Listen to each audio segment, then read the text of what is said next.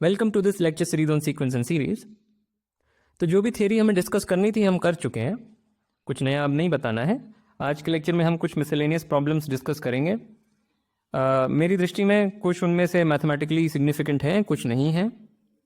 हमारा उद्देश्य ये नहीं है कि हम जटिल से जटिल सीरीज़ को सम करने के एक्सपर्ट्स बन जाएं, कोई अंत नहीं है उसका। अनगिनत ऐसी प्रॉब्लम्स हैं, अलग अलग उसमें आप टेक्निक्स ढूंढ सकते हैं, बहुत कुछ किया जा सकता है।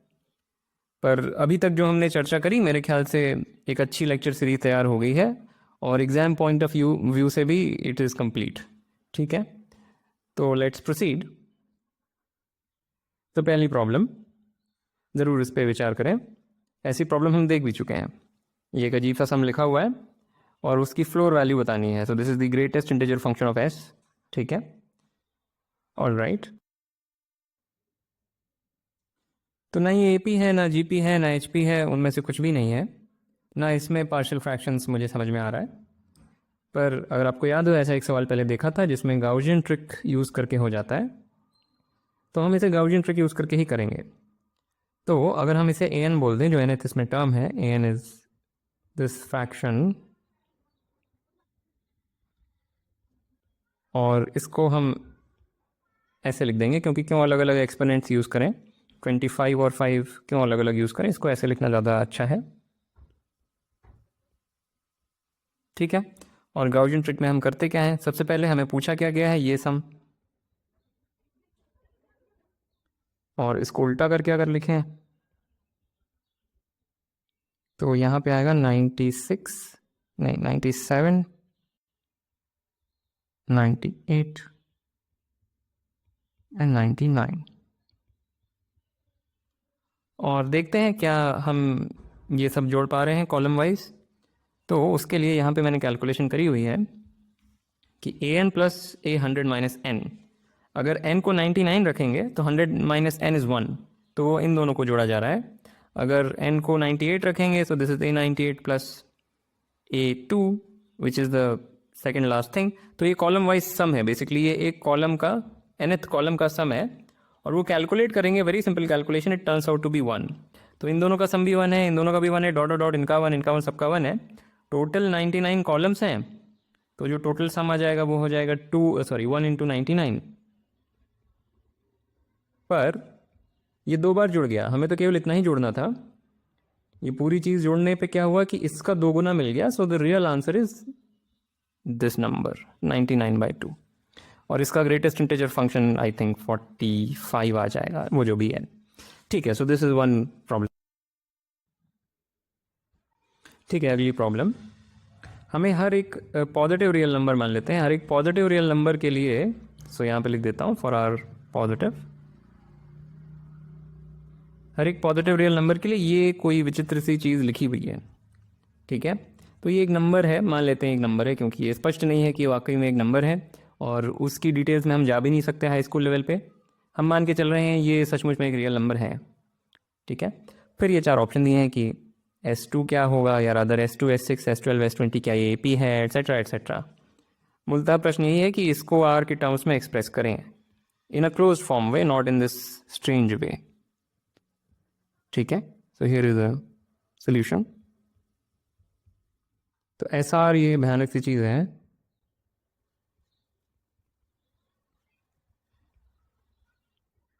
And so on. और पॉइंट ये है कि ये जो चीज़ लिखी हुई है अंदर, यहाँ इतनी चीज़, ये इसी के बराबर है। That's the whole point. जैसा कि हम ज्योमेट्रिक सीरीज में भी देखते हैं, ये वही आइडिया है जो ज्योमेट्रिक सीरीज में, इन्फिनिट ज्योमेट्रिक सीरीज के सम में हम यूज़ करते हैं, आइडिया वही है। ठीक है, so we can write SR is equal to square root R plus SR, which gives us SR square is equal to R plus SR, which gives us, this is just some quadratic. So SR का expression हमें मिल जाएगा। 2 answer आएंगे, पर हम positive answer लेंगे, क्योंकि ये संख्या तो नेगेटिव तो नहीं होनी चाहिए। अगर ये कुछ भी है तो नेगेटिव तो नहीं है, तो जो भी पॉजिटिव आंसर आएगा हम वही लेंगे। So that is equal to, 2 possible यहाँ से आंसर आ रहे हैं, B² माइनस 4AC में यहाँ पे आ जाएगा, ये तो थोड़ा गड़बड़ हो गया, तो 1 माइनस 4r आ गया। ये क्या हो गया? हाँ, क्योंकि मैंने गलत लिखा हुआ है, ये माइनस आर है। This is 1 plus 4r।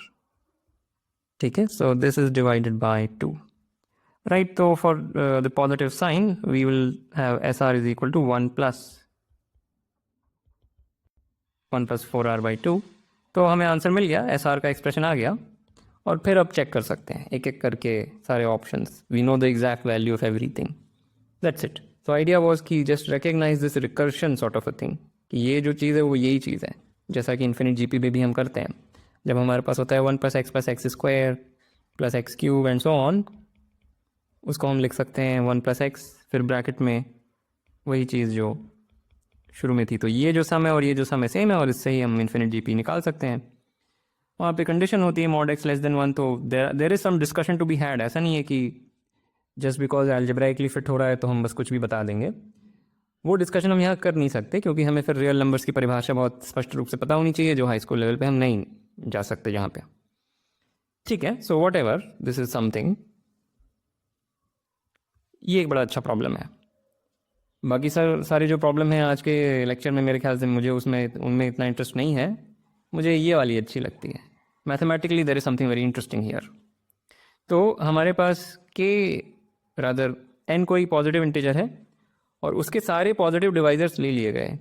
तो जब मैं बोल रहा हूँ द डिवाइजर्स, तो यहाँ पे मेरा मतलब है पॉजिटिव डिवाइजर्स, क्योंकि डिवाइजर्स तो नेगेटिव भी हो सकते हैं। एन कोई नंबर ले लिया, नेचुरल नंबर, पॉजिटिव इंटीजर, उसके सारे डिवाइजर्स ये हैं, और उन सबको अगर जोड़ा गया तो हमें मिला 75। एन कोई ऐसी संख्या है कि जब उसके सारे डिवाइजर्स को जोड़ा जाए तो 75 मिल जाता है। तो उनके डिवाइजर्स को रेसिप्रोकल करके अगर जोड़ा जाए तो क्या मिलेगा? ठीक है, बड़ा स्ट्रेंज सा क्वेश्चन लग रहा है देखने में, पर जब भी ऐसी कोई चीज़ हम देखें तो एक्सपेरिमेंट करें। हमें कई बार क्या होता है कि पॉलिश्ड प्रूफ मिल जाता है, एकदम जो तराशा हुआ प्रूफ है वो देखने को मिल जाता है। ये प्रश्न है, इसका कोई एकदम तराशा सा प्रूफ मिल जाएगा, और वो देख करके हमें ऐसा हमारे पर प्रभाव पड़ जाता है कि प्रश्न और उत्तर के बीच में केवल एक रहस्यमय अंतर्ज्ञान है। पर उस रहस्यमय अंतर्ज्ञान के और प्रश्न के बीच में बहुत सारा प्रयास है, वो हमें नहीं दिखता। और वो प्रयास क्या है? वो एक्सपेरिमेंट है। Mathematics is an interactive subject. ऐसा नहीं है कि उसमें बस कोई डीप इंसाइट्स होती रहती हैं अपने आप। ऐसा नहीं है, इट्स एन इंटरैक्टिव सब्जेक्ट। तो इसमें हम थोड़ा एक्सपेरिमेंट करेंगे। हमारे पास ये दिया हुआ था कि किसी एक इंटीजर n के सम ऑफ डिवाइजर्स को निकाला गया तो कुछ एक नंबर मिल गया।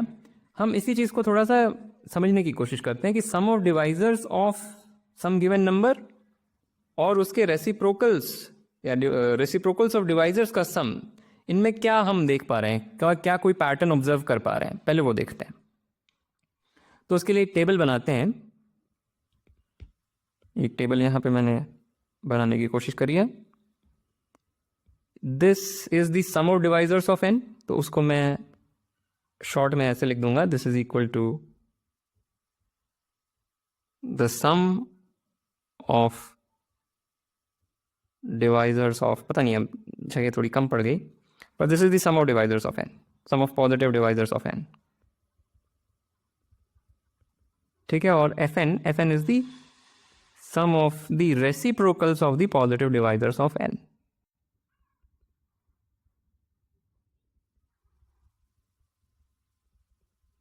ठीक है, ये दोनों संख्याएं हम रिकॉर्ड करेंगे। तो जब n 1 है तो कितने डिवाइजर्स हैं, कौन कौन से हैं वो नंबर्स जो इसके पॉजिटिव डिवाइजर्स हैं? केवल एक ही ऐसा नंबर है 1, तो क्लियरली दिस वैल्यू इज 1। जब n 2 के बराबर है तो दो डिवाइजर्स हैं इसके, 1 और 2, दो पॉजिटिव डिवाइजर्स हैं, और उनका सम क्या है? 1 plus 2 which is equal to 3। फिर यही काम 3 के साथ करेंगे, so this will be 1 plus 3, that gives us 4। 4 के 3 डिवाइजर्स हैं, 1 2 और 4, सो दैट गिव्स अस 7। और 5 के फिर से दो ही डिवाइजर्स हैं क्योंकि वो प्राइम नंबर है, और 6 के 4 डिवाइजर्स हैं, and that is 12 and so on. आप और बना सकते हैं। अब ये वाला प्लॉट करते हैं या ये वाला रिकॉर्ड करते हैं. तो in case of 1, what is the sum of reciprocals of the divisors of 1? It is going to be 1, so that is 1. अब 2 के केस में हमें 2 और 1 का रेसिप्रोकल करके सम करना है, यानी कि that is 1 + 1/2 which is equal to 3/2. 3 के केस में 1 + 1/3 विच इज इक्वल टू 4/3. 4 के केस में 1 + 1/2 + 1/4 which is equal to, I think this will be 7/4. 5 के केस में 1 + 1/5 which is 6/5. और लास्ट में 6 के केस में it's this number which will turn out to be 12/6 which is 2. पर 12/6 ही लिखता हूँ मैं उसे. अब हो क्या रहा है, हम देख पा रहे हैं कि ये जो 3 है वो यहाँ पे दिख रहा है, 4 यहाँ पे दिख रहा है, 7 यहाँ पे दिख रहा है, एंड सो ऑन. तो एक यहाँ पे एक पैटर्न मिला, और ये क्या है, ये जो डिवाइजर है वो इसके बराबर है. तो एक पैटर्न यहाँ से ऑब्जर्व हो रहा है. तो अब हम कंजेक्चर कर सकते हैं. तो गैस और कंजेक्चर, गैस है कि Fn इज जस्ट Sn/n. ये कम से कम हमने पहली 6 संख्याओं के लिए तो देख लिया. तो विश्वास तो हो रहा है कि हाँ ठीक है, इसका आंसर क्या आना चाहिए, दिस शुड बी 75/n, यही होना चाहिए. ठीक है, पर अब इसे हम ठीक से सिद्ध करेंगे. Formal proof is the following. So we will show that Fn is, want to show that Fn is Sn/n. ठीक है, डिफाइन. तो यहाँ पे मैं फंक्शंस की भाषा का प्रयोग करूँगा. इनफैक्ट मेरी जो फंक्शंस की लेक्चर सीरीज थी उसमें मैं ये सवाल पहले ही डिस्कस भी कर चुका हूँ. Define dn as the set of all the positive divisors of n. So d is a natural number, लिख देता हूँ. राइट, तो Sn क्या है? Sn को अगर इस सेट्स की भाषा में लिखें तो Sn is nothing but this quantity. तो ये नोटेशन क्या है? Sum of all the Ds which belong to dn. इसका मतलब ये होता है. Okay, now consider the function, consider the function phi from dn to dn. मतलब dn to natural numbers लिखता हूँ पर मैं चेंज कर दूंगा उसे. What is the function? The function is phi of d is n by d. ये function हमने डिफाइन किया for all d in dn. Note that this is a well defined function, क्योंकि अगर d n का divisor है तो n by d एक natural number है. तो ये this is a well defined function. पर ऑब्जर्व, अगर d is a divisor of n, then n by d is also a divisor of n. ये ऑब्जर्व करने के बाद मैं यहाँ पे d लिख सकता हूँ, तो वो भी एक वेल डिफाइंड फंक्शन है. तो ये हमारे पास एक फंक्शन आ गया dn to dn. So what is Fn now? Fn is summation d belongs to dn phi of d, not phi of d. Let's well, 1 upon n times phi of t, right? क्योंकि 1 upon n times phi of d is just 1 upon d. This is just 1 upon d. और Fn वही तो था, sum of reciprocals of the divisors of n. ये जो चीज है d belongs to dn 1 upon d, this is exactly Fn. This is the sum of reciprocals of the divisors of n. और 1 upon d को बस मैंने ऐसे लिख दिया. So this is same as 1 upon n summation phi d. But finally note that phi is a bijection. एक बार हम ये देख पाए कि phi is a bijection, फिर क्लियर है कि this thing should be equal to that thing, right? ये dn के सारे मेंबर्स का सम है, और अगर फाइज अ बाइजेक्शन, सबसे पहले बाइजेक्शन क्या होता है आपको मैं मान के चल रहा हूँ, फंक्शंस आपने ठीक से देखा है, सब ठीक से पढ़ा हुआ है। Bijection is one one and onto टू, उन फंक्शंस को बाइजेक्शन बोला जाता है जो वन वन भी हैं और ऑन टू भी हैं, इंजेक्टिव भी हैं, सर्जेक्टिव भी हैं, ठीक है। तो अगर हमारे पास एक बाइजेक्टिव फंक्शन आ गया from D N to D N, तो या तो हम यहाँ से सारी चीज़ों को ऐड कर लें या उनकी इमेजेस लेके उन्हें ऐड कर लें, एक ही तो बात है। So then clearly this would be equal to that and we will be done, because then this would be S N upon n. तो मुद्दा बस यही है कि इसे बाइजेक्शन शो करना है, पर उसके लिए पहले इंजेक्शन देखते हैं। तो if phi of d1 is equal to phi of d2, then n upon d1 is equal to n upon d2, which gives d1 is equal to d2. So therefore phi is an injection, यानी कि 1 to 1। पर अगर ये 1 to 1 है तो ये अपने आप ही ऑन टू हो गया, क्योंकि ये दोनों सेट सेम है, दोनों फाइनाइट सेट्स हैं और दोनों सेम है, तो हर इंजेक्टिव फंक्शन अपने आप सर्जेक्टिव होता है एंड हेंस बाइजेक्टिव होता है। So that's it, that's the proof, that finishes the whole argument. पर यहाँ पे बस हुआ क्या, हुआ कुछ नहीं कि अगर इसको थोड़ा सा ह्यूरिस्टिकली बोलें या नॉट वेरी प्रिसाइसली बोलें, तो हमारे पास डिवाइजर्स का सम मान लें लिखा हुआ है, एन के डिवाइजर्स का सम हमारे पास लिखा हुआ है, और हमें ये जोड़ना है, ये हमें देखना था कि किसके बराबर है। तो किया कुछ नहीं, पूरी चीज़ को n से मल्टीप्लाई कर दिया और n से डिवाइड कर दिया। और ऑब्जर्वेशन बस यही है कि ये जो अब लिखा हुआ है वो यही लिखा हुआ है, बस थोड़ा परम्यूटेड वे में लिखा हुआ है, राइट।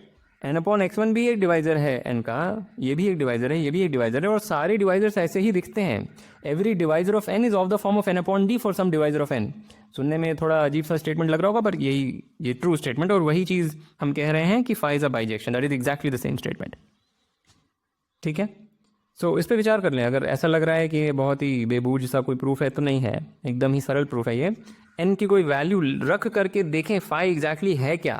जब कोई प्रूफ समझना होता है तो वैल्यूज़ रख के प्रूफ को समझें, प्रूफ को टेक्सचुअली समझना कोई उतना सार्थक नहीं होता कई बार। वैल्यू रख के देखें एग्जैक्टली चल क्या रहा है। As I said, mathematics is an interactive subject, ठीक है, ऑल राइट। ये मेंस का एक सवाल, कुछ एक सीक्वेंस दिया हुआ है ऑफ पॉजिटिव,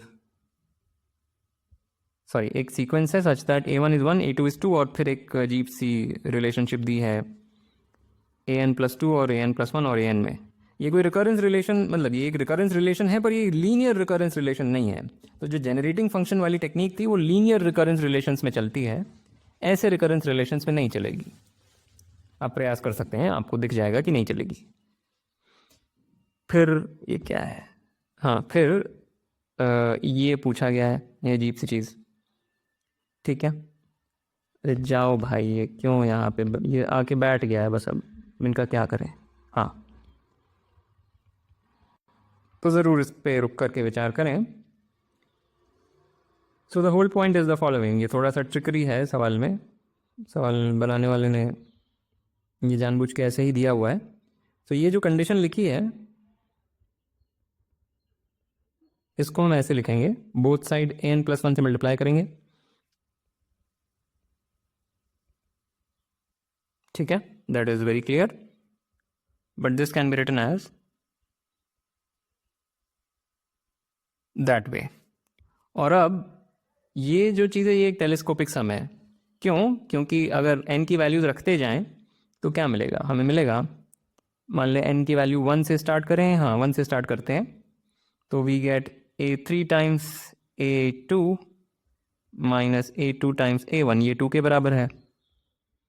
फिर उसी तरह से n की वैल्यू 2 रखी तो ये मिलेगा,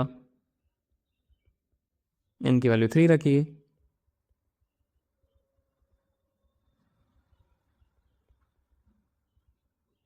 और अब इन्हें जोड़ें अगर, तो ये कैंसिल एंड सो ऑन, केवल ये दोनों बचेंगे, and that will give us minus a2 times a1, पर a2 टाइम्स a1 इज 2, तो डायरेक्टली लिख देता हूँ 2, और राइट साइड में क्या बचेगा, कितने सम्स, कितने टर्म्स हैं यहाँ पे, 3 से लेकर के n+2, या ऐसे देखें 1 से लेकर के n, तो n टर्म्स हैं, हर बार 2 दे रहे हैं, तो दिस विल बी 2n। तो ये सब करके हमें क्या पता चला, हमें पता चला कि an+2 times a n plus 1 is 2 times n plus 1, ये हमको पता चला। और ये जो एक्सप्रेशंस हैं यहाँ पे वो इनके माध्यम से कैलकुलेट किए जा सकते हैं। तो इसका जो kth टर्म है, मैं एक बार kth टर्म लिख देता हूँ। सो जो kth टर्म है which is a k plus 1 upon A k plus 1 divided by A k plus 2, ये कुछ नहीं है, this is same as a k plus 1 times A k plus 1 divided by A k plus 2 times A k plus 1। और वो हम जानते हैं क्या है, क्योंकि वो इस फॉर्मूले से हम देख सकते हैं। This is true for all n। तो k की वैल्यू n की वैल्यू k डालेंगे तो ये मिल जाएगा, n की वैल्यू k-1 डालेंगे तो ये मिल जाएगा, फिर आप भी निकाल सकते हैं क्या है। ठीक है। So the main idea was to observe कि ये जो चीज़ है वो एक्चुअली ये चीज़ है। एक बार ये आ गया तो फिर टेलीस्कोपिक सम्स, तो फिर उससे हमको ये मिल जाएगा और दैट्स इट। मुश्किल सवाल है ये देख पाना कि ये इसके बराबर है, ये शायद इमीडिएटली आइडिया ना आए, ये देख के बिल्कुल ऐसा लग नहीं रहा है, मुश्किल सवाल है। और ये आखिरी सवाल, इसमें हमें दिया है कि let's say this is the greatest integer value of alpha, the floor value of alpha, और ये सम पूछा हुआ है। ठीक है, ये कॉमन सेंस का सवाल है, इसमें कुछ सीखना नहीं है। और as I said mathematics is an interactive subject. कुछ वैल्यूज जनरेट करके देखें, चाहे तो एक कोड लिख लें, कोड लिखना भी बहुत यूज़फुल होता है चीज़ों को समझने के लिए। एक कोड लिख के देखें क्या वैल्यूज एक्चुअली मिल रही हैं, अगर आपके पास एक कंप्यूटर है। ठीक है, so what about the first term? The first term is this, which is 1 clearly. The second term, ये भी 1 ही है क्योंकि √2 की वैल्यू 1.41 समथिंग होती है। √3, तो इसको मैं एक्चुअली यहाँ लिख देता हूँ, दिस इज √2, और √3 भी 1.73 कुछ होता है। सो यहाँ तक तो हमें दिख रहा है कि क्या आंसर्स हैं, पर √4 बढ़ जाएगा। √4 इज क्लियरली 2 और उसकी फ्लोर वैल्यू फिर 2 हो जाएगी। व्हाट अबाउट √5, इसकी फ्लोर वैल्यू कैसे निकालें? सो द पॉइंट इज कि √5 इज स्ट्रिक्टली बिटवीन √9 एंड √4, जो उसके नज़दीकी परफेक्ट स्क्वायर्स थे उनसे कंपेयर किया। So this gives us 2 is dominated by √5 is dominated by 3। तो √5 इज सिटिंग बिटवीन 2 एंड 3, तो उसकी फ्लोर वैल्यू हो जाएगी 2। और उसी तरीके से √6 की भी 2, √7 की भी 2 और √8 की भी 2। पर √9 में फिर से जंप आ जाएगा, √9 के लिए ये हो जाएगा 3, और फिर वैसे ही चलता जाएगा परफेक्ट स्क्वायर्स तक। बेसिकली जो जंप्स आ रहे हैं वो परफेक्ट स्क्वायर्स पे आ रहे हैं। ठीक है, तो ये बात हम समझ गए होंगे अब। तो अब क्या है कि जो सबसे पहला था वो तो 1 था, उसके बाद ठीक है, इसको कैसे बोलूँ, basically the kth perfect square, so k square और k + 1 के स्क्वायर के बीच में जो वैल्यू है वो k है, राइट? तो √k स्क्वायर का जो फ्लोर वैल्यू है up until √k + 1 whole square -1, इन सब पे जो फ्लोर वैल्यू है, इन सब की floor value is equal to k, right? तो now it should be very easy. This is the first thing, यानी जो फर्स्ट टर्म है वो 1 के बराबर है, और सो k इज इक्वल टू, अगर 1 लिया तो 1 से लेकर के 3 तक की बात हो रही है, right? So that is how I should say. तो 1 + 1 होल स्क्वायर -1, इतने नंबर्स हैं जिनके लिए 1 मिलेगा, right? k + 1 whole square -k square rather, ये कितने नंबर्स हैं? बेसिकली मैं बोल रहा हूँ ये कितने नंबर्स हैं, ये k + 1 whole square minus K squares, इतने नंबर्स हैं जिनके लिए के मिल रहा है. That is the perfect way to say it. So this gives, there are so many ones. How many 2's are there? 2 plus 1 whole square minus 2 square. इतने 2's हैं. k की वैल्यू 2 डाली. And what is this number? This is 9 minus 4 which is 5, and we can see that 1 2 3 4 5 5 चीज़ें हैं जिनके लिए 2 मिल रहा है. तो ये सम आ गया और ये हम चलाते जाएंगे. This into 3. पर अब ये कहाँ तक जाएगा ये मामला? Dot dot dot. This will go up until 100 तक. तो चलो ठीक है, ये पैटर्न हम चला लेंगे. पर उसके बाद जो नेक्स्ट 20 नंबर्स हैं उनके लिए केवल 10 मिलेगा. So let's go up till 100. तो 99 तक, यानी कि that would be 10 plus, how should I say this, 2 square minus 1, that was corresponding to 1. So 9 9s are 81. So that is, okay, 9 plus 1 whole square minus 9 square. इतनी बार हमको 9 मिलेगा, right? क्योंकि 81 से लेकर के 99 तक इन सब की जब स्क्वायर रूट लेकर के फ्लोर वैल्यू लेंगे तो हमें 9 मिलेगा. और they are so many numbers, right? Plus कितनों के लिए अब 10 मिलेगा? तो 100 से लेकर के 120 तक इन सब का स्क्वायर रूट लेकर के जब फ्लोर वैल्यू लेंगे तो हमें 10 मिलेगा. So how many are there? There are 21 such numbers. So plus 10 into 21. So this is our desired sum. तो यहाँ तक तो हम फॉर्मूले से जोड़ सकते हैं. ये अतिरिक्त एक बैठी हुई है संख्या, ठीक है. So what is this? This is summation. या ठीक है, समेशन लिख लेते हैं. चलो समेशन ही फॉर्म में. Okay, not a problem. के गोइंग फ्रॉम 1 to 9, के प्लस 1 होल स्क्वायर माइनस के स्क्वायर इंटू के प्लस 10 इंटू 21 विच इज़ 210. यही हमारा सम है. आई होप बात समझ में आई. बीच में मैं थोड़ा सा हिचकिचा गया था, समझा नहीं पा रहा था. पर ये पैटर्न एक बार दिख गया तो आप खुद ही कर सकते हैं, इसमें कुछ है नहीं. Now what is this? This is ये, this is 2k plus 1 I think. या this thing into k plus 210 which is equal to,